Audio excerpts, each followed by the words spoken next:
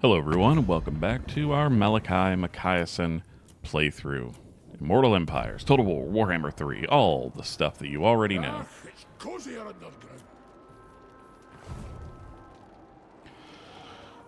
We're on turn 7 currently. And, I should have done this earlier, but it's time to recruit a new lord and raise an army. But once again, I run into the problem of I can only recruit miners. Which is frustrating. And then war happens. There's a lot of war that's about to happen. But we did unlock the Forge, which is a very cool concept. You can upgrade your weapons using Oath Gold. So that's pretty cool.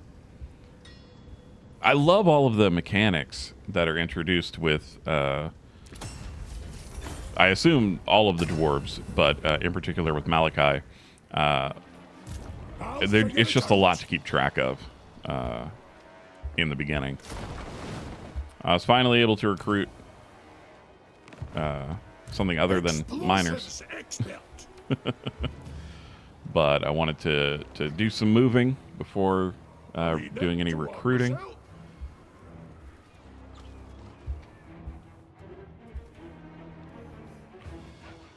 I know some people have already said that they prefer the real-time commentary versus the voiceover, so we're going to try that for the next couple of videos.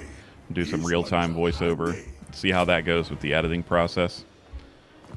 We shall see. And some very quick diplomacy. Yet again, nobody wants to do anything with me. Nobody wants to play with me. Yet again, more miners. Time for a reckoning. That's all I can do. Again, I should have kept these two armies together. You'll see why in a moment. Place weakens your warriors, my lord. Do not and we're suffering attrition because Cazador is not flying in the airship, I assume, like Malakai is. So Malakai doesn't suffer the attrition. Or because, yeah, the airship is like his flying fortress. So he's not technically in the land. He's apart from it. But we did get successful missions, technology researched, and a new mission to grow our forces. Always a good time. And I've had a couple of units run out of ammunition, so I wanted to give some more ammunition to units. Just so they don't do that anymore. For Karak Kadrin in a warm mug.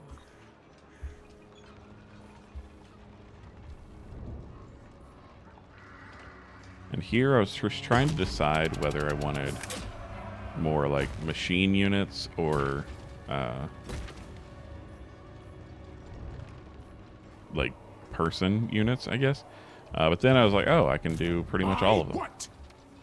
You're with me, lad? I had enough to do all of them. Now we're starting to be able to recruit more units, but I can still only do one at a time in the airship, which is a little frustrating, but I understand that will go up later. I watched a video on how to play Malakai because I was not quite at my wit's end.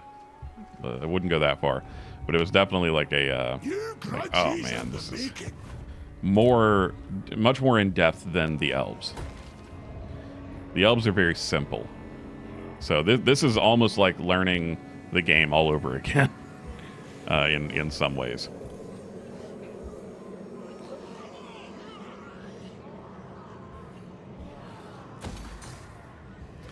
Well, the Tinker's Den might be a good building for that settlement over there.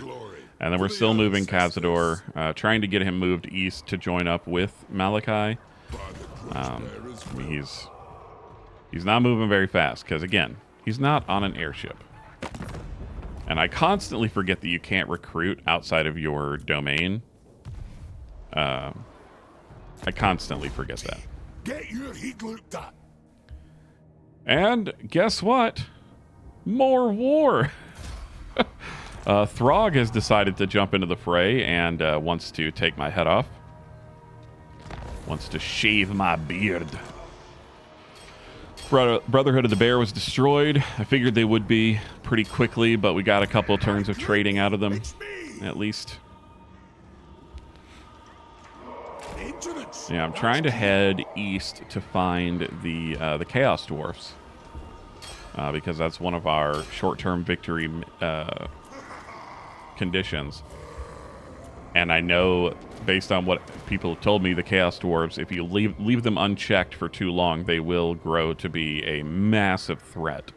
So rather than try to build up an army on my own, like to try to match theirs, I was just like, oh, let me just get to them as soon as possible so that I can just crush them. More diplomacy. I know it's a little boring, but at least I'm trying to make it quick. At the very least, trying to get through it as fast as possible. And then again, we're cutting out the turn timers until it hits something like this. Okay, disciples of Hashut have decided to declare war on me, and they are much more powerful than I am right now. But there's nothing I can do about that now. And the Skaven get in on it.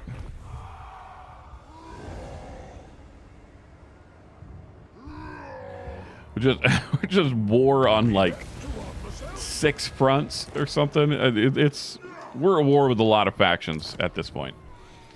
It's a little crazy. I've never been at war with this many factions at once in this game. I was looking over, even with all the videos I've put out on Total War Warhammer 3, I've only got about 40 hours in this game, which is nuts to me. It feels like I've been playing it for months. But only having 40 hours in would explain why I'm still so bad at it.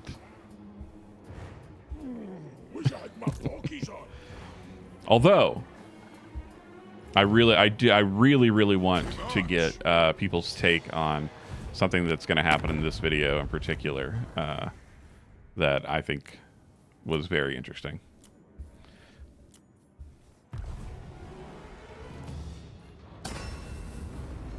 Just checking the forge. I don't have enough oath gold to do anything.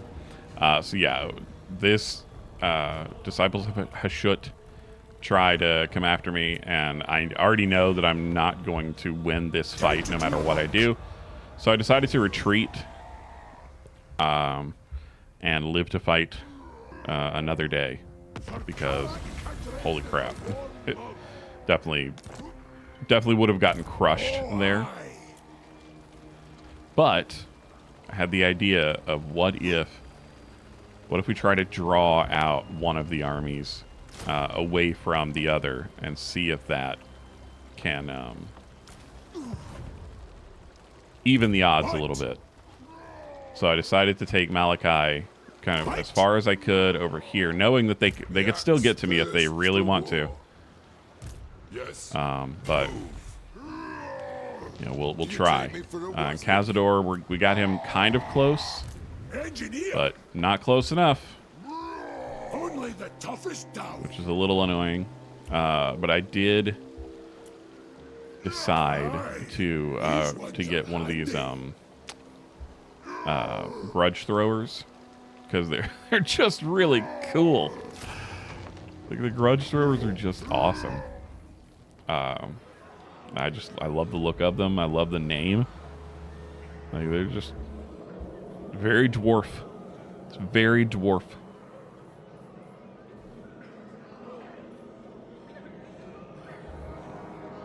And once again, just doing a little bit of building upgrading. The usual.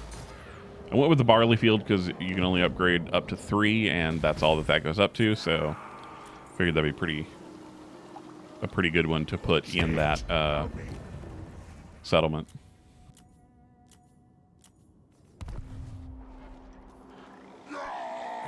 It's cozier underground. And once again, forgot that you can't recruit units. And then we were intercepted in our underway travel. Or we intercepted them, rather. So this fight is interesting. I love these underground fights. I love the atmosphere of them. I think they're very cool. So to start out with, I just want to do like a regular, spread your infantry units across, and very, very cookie cutter as far as that goes. Like, just put everybody in a big line, and then Maneuvering. this could get a little bit boring here for a minute, because I decided to try to do something a little cheeky. Look at these guys. Look at these little fellas. Engineer. You, and you. French test on. Like I said, this battle takes a minute to really get going. Just slowly advancing because they're not moving.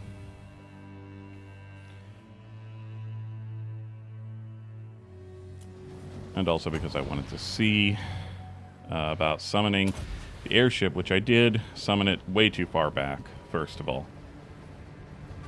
I should have summoned it further up if I wanted it to be effective. So my goal here was to draw them out, like get them running towards me, and also to try to take out one of their units, hopefully their leader, before they actually got to me. That, spoiler alert, not a great plan. Number one, again, I put the ship far too far away, and I didn't really understand what exactly the ship is best for. So it is definitely best against multiple targets, against units, not necessarily a single target. I mean, it's effective against a single target, don't get me wrong. I also didn't realize that I was doing damage to the ship when I used the afterburner thing. So, oops. But I make a lot of mistakes in this battle. You will see.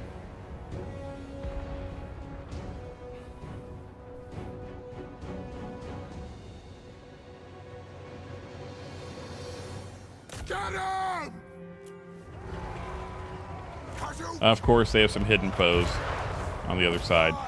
Of course.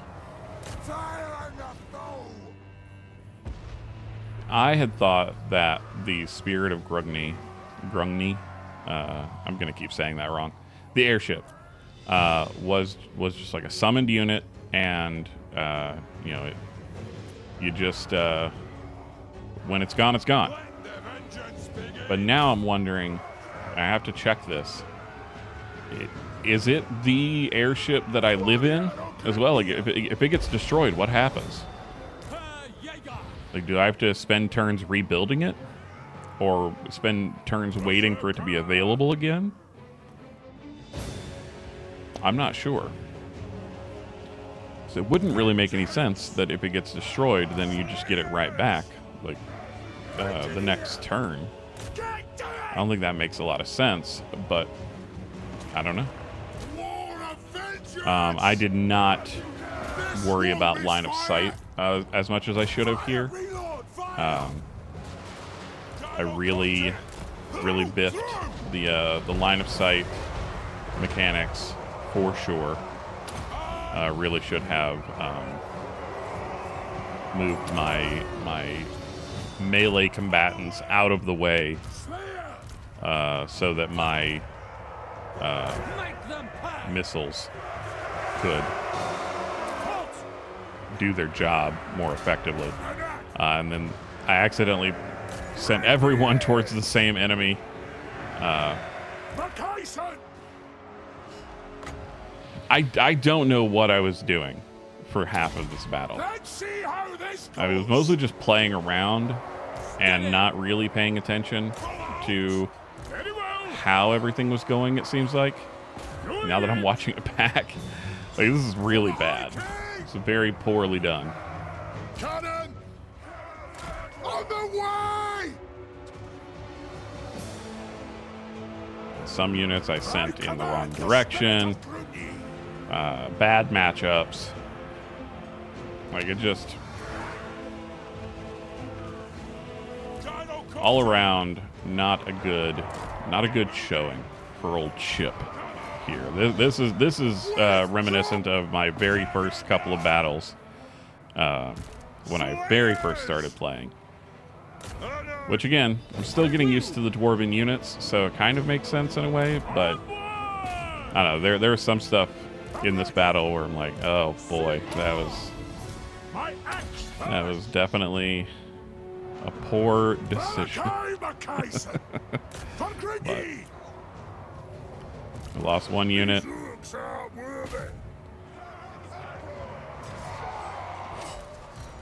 Trying to get those guys to stop chasing the broken unit.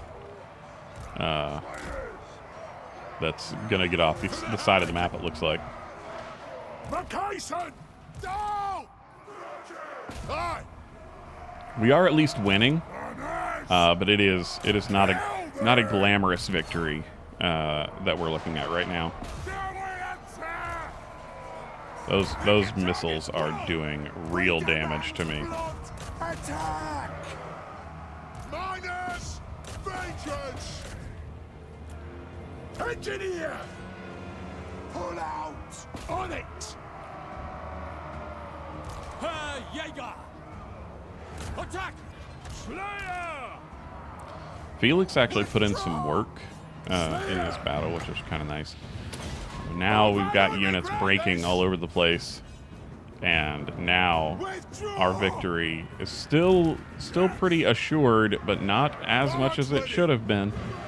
Oh boy. These Chaos Dwarfs are putting up a fight.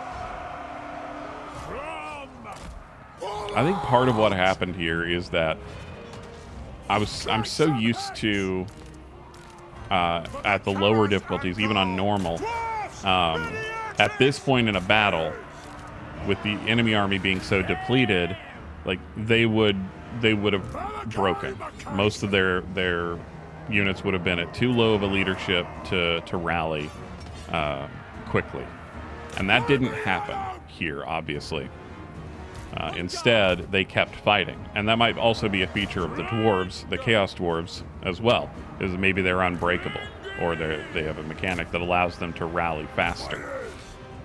So I think that's where I made my biggest error, is I got very complacent towards the end here, thinking, oh, we're just gonna finish them off at our leisure. And that did not happen. That was not the case. And now you can see we're almost back to even footing in terms of amounts of units and power. And that is unacceptable for how this should have gone. So yeah, I'm not happy with the performance in this battle at all. But I do want your guys' take on it as well. You know, what would you have done? How would you have approached this differently? How would you have stacked your units to begin with? All of that. I always appreciate your guys' feedback. And I there for a while I was having a difficult time responding to all of my comments, but now I'm really trying to make sure that I at least respond with like an emoji or something to every comment, even the not so nice ones. A lot of people have valid points to make. They may not make them in the nicest way, but you know, that's fine. We all speak differently. So yeah, if you leave a comment, I'm going to do my best to make sure that it gets answered. Again, even if it's just an emoji. Lost another unit. I command the Spirit of Grungni. And Malakai is almost dead. Or really be wounded, I guess. It's not looking good Why not? for the dwarves anymore. For the regular dwarves. Good spot. Get doing. I always think it's silly that Tolkien kind of has dwarves, D-W-A-R-V-E-S. I'm pretty sure that's trademarked to Tolkien dwarfs, and dwarfs, D-W-A-R-F-S, is how it is everywhere else. I think that's the case, because I know at least in this they don't spell it dwarves with a V, they spell it dwarfs with an F, which is very odd to me because I grew up reading Tolkien. I think D&D actually uses dwarves with a V, so maybe it's not exclusive to Tolkien, but it's definitely a Tolkien-esque spelling, and it's not conjugation, that's not the right term. Just a way of pluralizing. Here I just decided to speed it up because I already had the notion in mind. We're redoing that. A Pyrrhic victory, sure, we won, but we were wiped out, and I know that there are other armies on their way to kick my ass. So it's got to be a rematch. We got to do better than that. So I'm really curious to see your guys' take on this version of the battle and how I did things a little differently. So I think I'm not going to talk too much during this battle, just because, again, I kind of want to see your guys' take on it. But I'll discuss a little bit. So once again, like big long line, that seems to work the best for me when both armies are in a longer line. But here, I think I did a little bit better job of stacking up the ranged units. I'm ready. The ship may have sunk and the airship exploded, but bad luck doesn't come in threes. I command the Spirit of Grungni. Who's getting lost? A good spot. I just had the whole army just move slowly forward, which it's going to feel like it takes forever, because it kind of did. Let's go. But I did this because with the whole army, because I specifically wanted the grudge throwers to be in range, and then once they got in range, they could just start hitting the enemy leader until they had enough of it and started coming towards us. And then all hell breaks loose.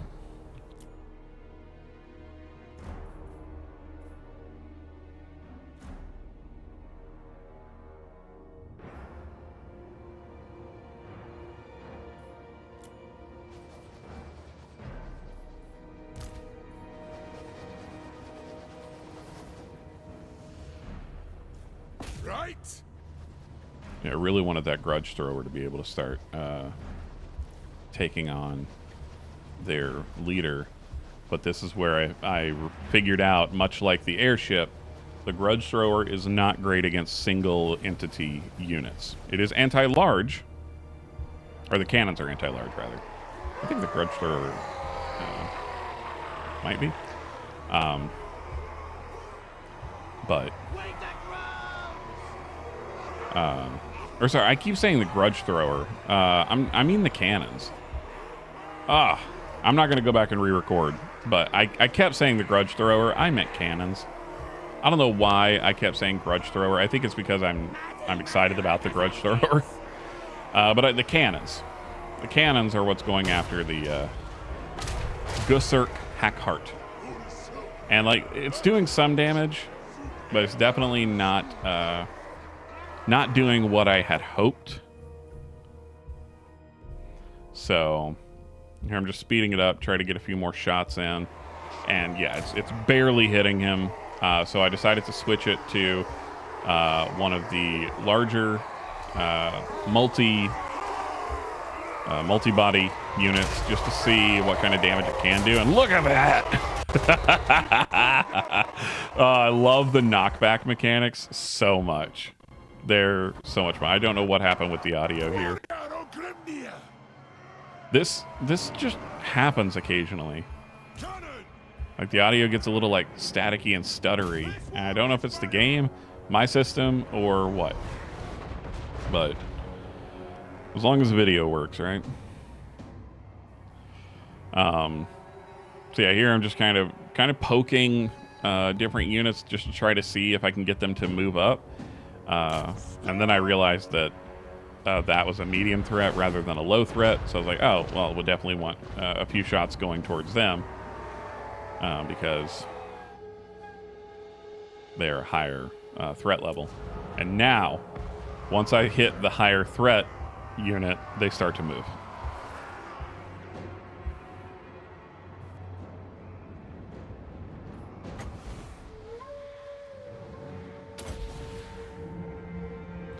And this time, we placed the airship where I wanted it so that it can go right after their leader, Gusirk.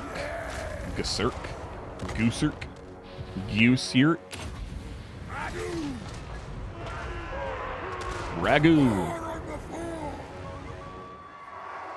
I'm just trying to keep him harried and out of the fray as much as possible while I start picking off with my superior range his incoming units.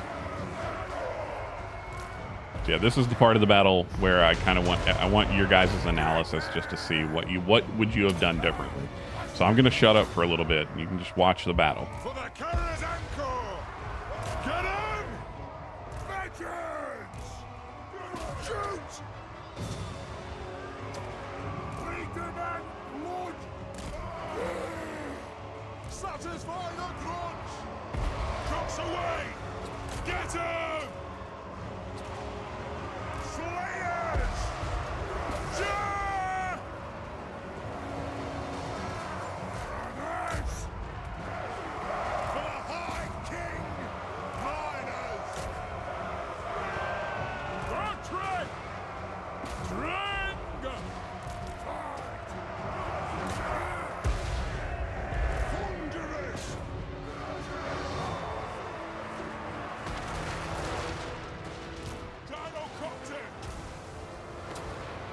The next kill is ours!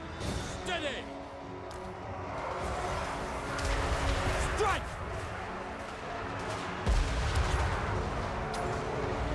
The end! Overwhelmed! Pick your targets well! Nothing can stop us!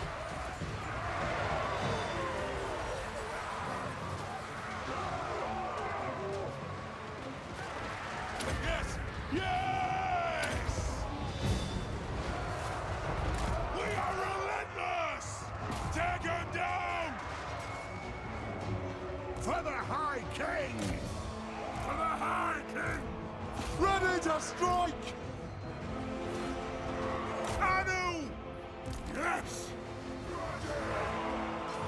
Bring them!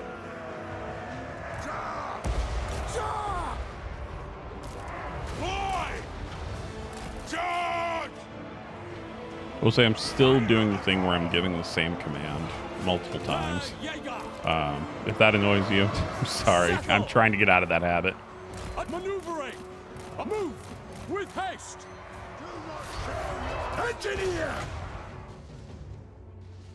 Felix really got caught up in melee over here, trying to get him out of it, but it was a bit of a slog for him to get through, but he managed to do it eventually. Rattle! Kill him! It is a reckoning! Ready! Down! Okay! No qualms! Thunderous!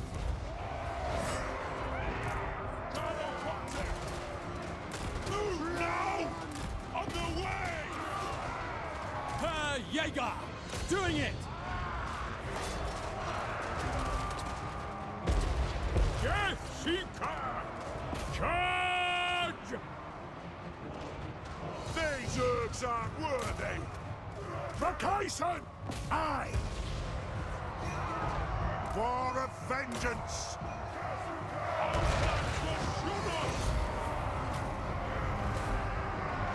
And that went much better than the first time. And so I decided to keep going a little bit. I really wanted to wipe out their leader unit. And so I ended up chasing him for a little longer than I needed to be honest. But I was so annoyed with how the first battle went that I was just like, I'm going to kill this man. And so I sent everybody after him. He's proved to be a surprisingly resilient dwarf. But he's waddling his way towards the edge of the map.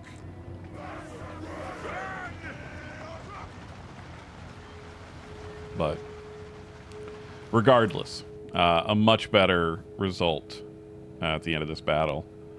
I was much happier with that. You know, it's not a Pyrrhic victory, so I'll take it.